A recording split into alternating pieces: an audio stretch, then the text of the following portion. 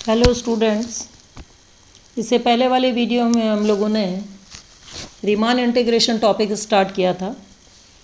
इसी को कंटिन्यू करते हुए हम लोग आज रीमान इंटीग्रेशन में Riemann integral, upper and lower Riemann integral, necessary and sufficient condition for Riemann integrability के बारे में डिस्कस करेंगे।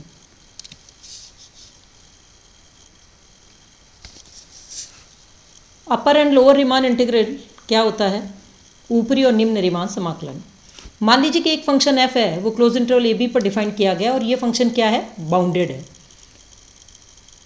तो प्रत्येक partition p belongs to p close interval A b के लिए ये कंडीशन सेटिस्फाई होती है। ये हम लोगों ने पीछे वाले टॉपिक में डिस्कस किया था। Small M B minus a is less than equal to lower l of F p का मतलब lower Riemann integral l of F p is less than equal to u of f p is less than equal to capital M b minus a। जहाँ capital M और ये small m, capital M और small m क्या है? इस function f के इस close interval ए b में क्या है? सुप्रीमम और इन्फीमम है, उच्चक और निम्नक है। अब निम्न डार्बो सम जो है वो एल ऑफ एफ पी, जिसमें p कहाँ से लिया गया है? ये partition p belongs to close interval A b, इस पार्टीशन से लिया गया है, विभाजन के समूह से लिया गया है। ये capital M b minus A द्वारा ऊपर से परिबद्ध है। ये देखिए, ये L of F P less than equal to capital M b minus A, ये ऊपर से परिबद्ध है।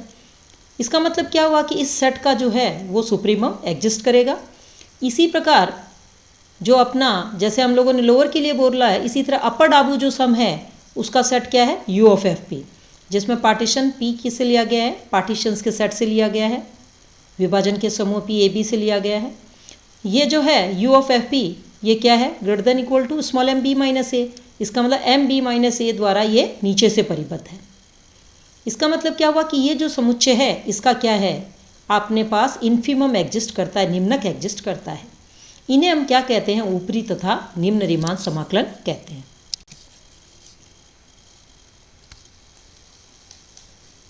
तो जो निम्न डाबू सम है इसके समुच्चय का जो उच्चक है वो निम्न रीमान समाकलन कहलाता है। और इसे किस तरह हम लोग डिनोट करते हैं? a under bar to B F x D x, इसके द्वारा डिनोट करते हैं। तो यानी a under bar to B F x D x का मतलब क्या हुआ? Supremum of l of F P, जहाँ p belongs to p close interval A b. जैसे हम लोगों ने ये क्या लिया है? ये हम लोगों ने लिया है निम्न डाबू सम, लोअर डाबू सम। इसी तरह हम लोग अपर डाबू सम लें तो अपर डाबू सम के समुच्चय का जो निम्नक है, इन्फीमम है, वो क्या कहलाता है? ऊपरी रीमान समाकलन कहलाता है। और नोटेशन फॉर्म में हम लोग इसे किस तरह लिखते हैं? a to B bar F x D x, इसके द्वारा डिनोट करते हैं। तो a to B bar F x D x की वैल्यू क्या हो जाएगी? Infimum of u of F P, जहाँ p belongs to p close interval A b. अब देखिए, लोअर जो होता है l minus of F p किसके बराबर होता है? माइनस यू एफ पी के बराबर होता है। और u माइनस एफ पी किसके बराबर होता है? Minus l of F P के बराबर होता है। ये इनमें अपर और लोअर डाबू सम में क्वालिटी होती है। और ये डेफिनेशंस जो हैं वो क्वेश्चंस को सॉल्व करने के लिए काम में लेते हैं हम लोग। अब हम आते हैं अगले डेफिनेशन के रूप में, रीमान इंटीग्रल क्या है? अभी हम लोगों ने पढ़ा था अपर एंड लोअर रीमान इंटीग्रल। तो रीमान इंटीग्रल क्या है? इसकी हमारे पास दो डेफिनेशन है। एक डेफिनेशन तो हम लोग लेंगे अभी जो हम लोगों ने ये ऊपर पढ़ा है, u ऑफ एफ पी और l ऑफ एफ पी से, अपर एंड लोअर रीमान इंटीग्रल से। और दूसरी डेफिनेशन जो है वो हम लोग लेंगे थ्योरम्स को सॉल्व करने के पर्पस से। तो डेफिनेशन फर्स्ट क्या है कि क्लोज इंटरवल ए बी पर मान लीजिए कि एक फंक्शन डिफाइंड किया गया। ये फंक्शन क्या है? रियल है और बाउंडेड है। ये फंक्शन f है, ये r इंटीग्रेबल कहलाता है कब? यदि इसके ऊपरी तथा निम्न रीमान समाकलन का मान समान हो, ऊपरी तथा निम्न रीमान समाकलन के मान बराबर हो। इसका मतलब क्या हुआ? a under bar to B F x D x की वैल्यू किसके बराबर हो जाए? a to B bar F x D x. ये भी हम लोगों ने ऊपर डिस्कस किए। इन दोनों की वैल्यूज जब बराबर हो जाती है तो ये जो फंक्शन f है जो क्लोज इंटरवल ए बी पर डिफाइन किया गया है, ये फंक्शन क्या कहलाता है? रीमान इंटीग्रेबल कहलाता है।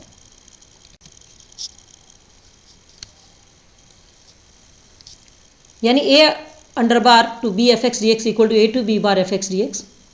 और इन जो इंटीग्रल्स के जो कॉमन वैल्यू है इसको हम क्या कहते हैं? f का क्लोज इंटरवल ए बी पर रीमान समाकलन या r समाकलन कहते हैं। और इसे हम लोग डिनोट किस तरह करते हैं, ए to B F x D X से डिनोट करते हैं। यानी क्लोज इंटरवल ए बी जो है वो क्या कहलाता है, इस समाकलन का परिसर कहलाता है।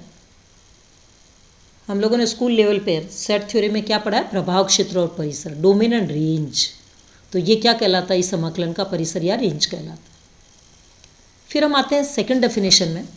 सेकंड डेफिनेशन क्या है कि एक रियल फंक्शन एफ जो कि इस क्लोज इंटरवल ए बी पर डिफाइंड किया गया है, ये रीमान इंटीग्रेबल कहलाता है कब, यदि एप्सिलॉन ग्रेटर देन 0 के संगत एक ऐसी नंबर आई, एक नंबर ऐसा आई एग्जिस्ट करता है और डेल्टा ग्रेटर देन 0 ये भी एक कोई पॉजिटिव नंबर एग्जिस्ट करता है कि प्रत्येक विभाजन p, अब ये p विभाजन कौन से बिंदुओं से बना है, मिलके बना है। देखिए a equal to x0 x1 x2 x3 xn और xn बराबर क्या ले लिया b, स्टार्टिंग पॉइंट a बराबर x0 और एंड पॉइंट xn बराबर b। ये कहाँ से लिया गया, विभाजनों के समूह p close interval A B से लिया गया है, और जिसका नॉर्म क्या है, और इसमें नॉर्म की प्रॉपर्टी क्या है, norm of p is always less than delta. और प्रत्येक xi r बिलोंग्स टू xr माइनस 1 xr के लिए mod of r summation r going from 1 to n f of xi r xr minus 1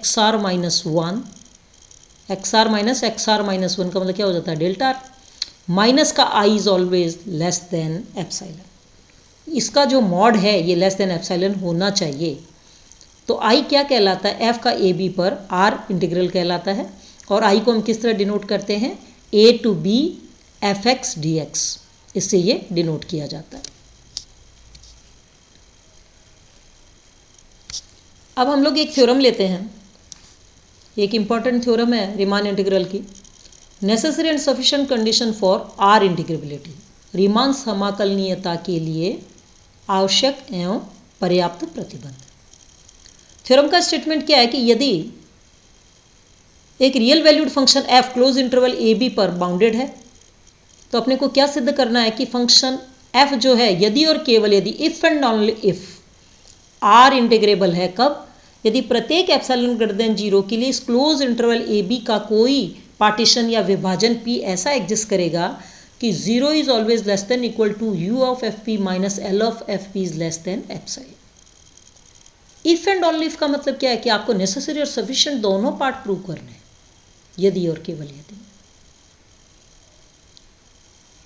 start करें इसे, नेसेसरी पार्ट प्रूव करेंगे पहले।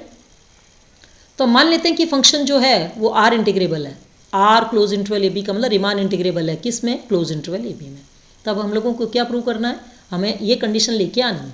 ये कंडीशन क्या है, 0 is less than equal to you of F P minus L of F P is less than epsilon, ये हमें prove करना है। अब देखिए हम लोग क्या लेके चलें, फंक्शन है वो रीमान इंटीग्रेबल है, रीमान इंटीग्रेबल है, इसका मतलब क्या हुआ, a under bar to B F x D x equal to a to B bar F x D x. अभी हमने कहा था lower and upper Riemann integral का मान है वो समान होना चाहिए, और इसकी कॉमन वैल्यू हो जाती है a to B F x D x, तब ये फंक्शन रीमान इंटीग्रेबल होता है। तो फंक्शन रीमान इंटीग्रेबल है तो हम लोगों के पास ये आ गई डेफिनेशन से इक्वेशन नंबर 1।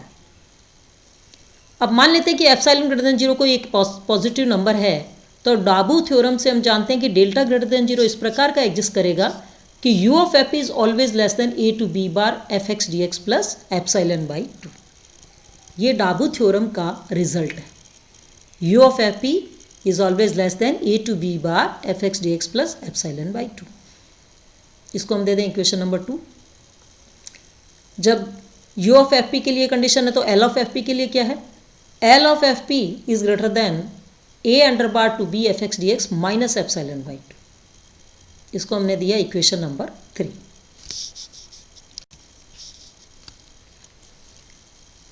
और ये उन सभी पार्टीशंस के लिए है जो p क्लोज इंटरवल ए बी में से लिए गए हैं, और नॉर्म में क्या कंडीशन सेटिस्फाई होती है, norm of p is less than delta. अब हम क्या करें कि समीकरण जो अपना एक है, इक्वेशन नंबर 1 क्या था कि फंक्शन रीमान इंटीग्रेबल है, तो अपने पास अपर एंड लोअर रीमान समाकलन का मान बराबर होता है, और उसकी कॉमन वैल्यू क्या होती है, a to B F x D x.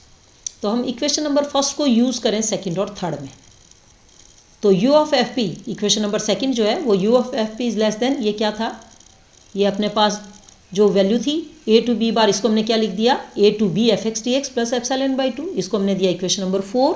इसी तरह l of F P is greater than a to B F x D x minus epsilon by 2, यानी इक्वेशन नंबर 1 को यूज़ किया 2 और 3 में। अब ये जो अपने पास एल ऑफ एफ पी है ये क्या है, ग्रेटर देन, इसको हम क्या करें, दोनों साइड -1 से मल्टीप्लाई करें। -1 से मल्टीप्लाई करेंगे तो क्या होगा, इनइक्वलिटी का साइन चेंज हो जाएगा, तो minus L of F P is less than minus A to B F x D x, और ये माइनस माइनस क्या हो गया, प्लस एप्सिलॉन बाई 2। इसको हमने दिया इक्वेशन नंबर 5। अब इन दोनों इक्वेशंस को देखें, इक्वेशन नंबर 4 और 5, इन दोनों को हम लोग क्या करें, सम करें इन दोनों का। तो इनइक्वलिटी की राइट हैंड साइड में सम हो जाएगी, लेफ्ट हैंड साइड में सम हो जाएगी। तो U of F P minus L of F P, इस टर्म को देखिए, A to B F x D x minus A to B F x D, ये दोनों टर्म क्या होगी, कैंसिल हो जाएंगी, ये टर्म इससे कैंसिल होगी, तो अपने पास plus epsilon by 2 plus epsilon by 2 क्या बन गया, एप्सिलॉन। इसका मतलब you of F P minus L of F P is less than epsilon. परंतु हम जानते हैं कि U of F P is always greater than equal to L of F P, upper डाबल सम हमेशा लोअर से ग्रेटर देन या equal होता है। इसका मतलब you of F P minus L of F P is greater than equal to 0। इस condition को काम में ले लेते हैं हम लोग, किस में, यहाँ काम में ले लेते हैं। U of F P minus L of F P is greater than equal to 0, तो ये क्या हो जाएगा, इक्वेशन, इस इक्वेशन से देखें तो 0 is less than equal to you of F P minus L of F P is less than epsilon. इसका मतलब नेसेसरी पार्ट हमारा सेटिस्फाई होता है। अब हम लेते हैं sufficient part.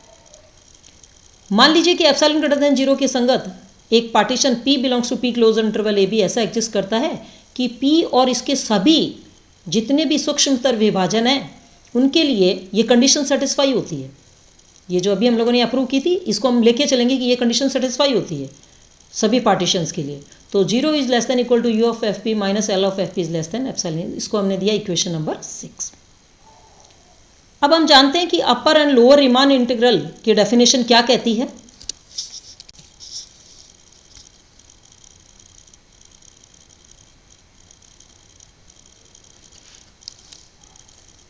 Upper and lower Riemann integral की डेफिनेशन कहती है कि A to B bar F x D x equal to infimum of U of F P और P belongs to P close interval A B. इसका मतलब हुआ A to B bar F x D x is less than equal to you of F P. You क्यों, क्योंकि infimum of U of F P के बराबर है। इसका मतलब हुआ कि ये जो इंटीग्रल है वो यू ऑफ एफ पी से छोटा होगा या बराबर होगा। इसको हमने दिया इक्वेशन नंबर 7। इसी की कंटिन्यूटी में हम देखें कि A under bar to B F x D x equal to supremum of L of F P, जहाँ P partition P close interval A B से लिया गया, ये इसके सुप्रीमम के बराबर है। इसका मतलब क्या हुआ, A under bar to B F x D x is always greater than equal to L of F P. अब क्या करें कि इस इनिक्वलिटी को दोनों साइड -1 से मल्टीप्लाई करें, तो इनिक्वलिटी का साइन चेंज कर दिया, माइनस से मल्टीप्लाई किया तो क्या हो गया, a under bar to b, ये प्लस की जगह minus sign, f x D x is less than equal to minus L of F p. इसको हमने दिया इक्वेशन नंबर 8। अब इक्वेशन नंबर 7 और 8 इन दोनों को क्या करें, सम कर लें। 7 और 8 को प्लस कर लेते हैं। तो देखिए लेफ्ट हैंड साइड, इनिक्वलिटी की लेफ्ट हैंड साइड प्लस होगी तो क्या बनेगा, A to B bar F x D x minus A under bar to B F x D x is less than equal to you of F P minus L of F P. परंतु अभी हमने क्या देखा था, U of F P minus L of F P किससे छोटा या बराबर है, एप्सिलॉन के, इक्वेशन नंबर 6 से। इसका मतलब a to B bar F x D x minus A under bar to B F x D x is always less than equal to epsilon.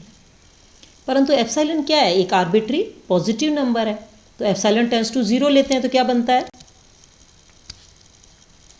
Epsilon tense to 0 लेते हैं तो a to B bar F x D x minus A under bar to B F x D x is less than equal to 0। इसको हमने क्या दे दिया, equation number 9। परंतु किसी भी बाउंडेड फंक्शन में हम देखते हैं कि बाउंडेड फंक्शन f के लिए निम्न समाकलन का मान ऊपरी समाकलन से कभी भी बड़ा नहीं होगा। इसका मतलब क्या हुआ, a under bar to B F x D x is less than equal to a to B bar F x D x.